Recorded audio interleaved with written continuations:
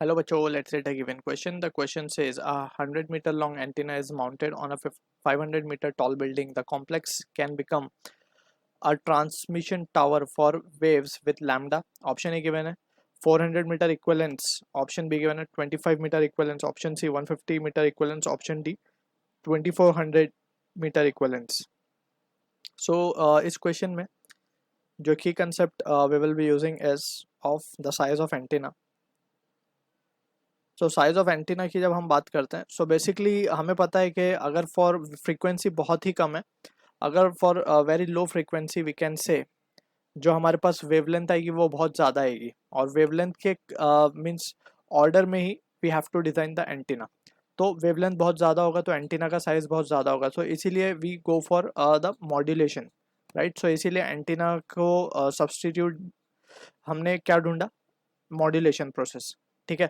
But then too we have to have the size of antenna जो कि हम लिखते हैं multiple of lambda by 4 where lambda is the wavelength of signal.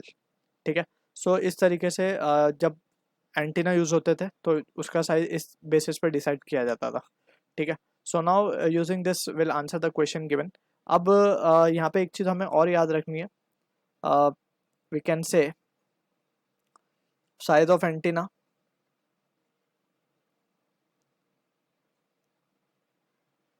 is independent of height of tower.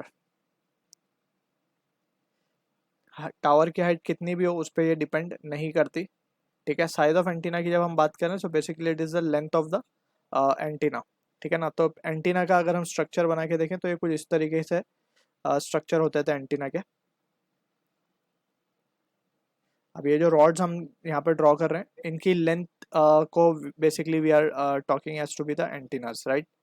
So length हमें given है 100 metre. सो यहाँ पे हम उसके करस्पॉन्डिंग वेवलेंथ निकाल सकते हैं. So we can say length of the antenna can be written as lambda by 4.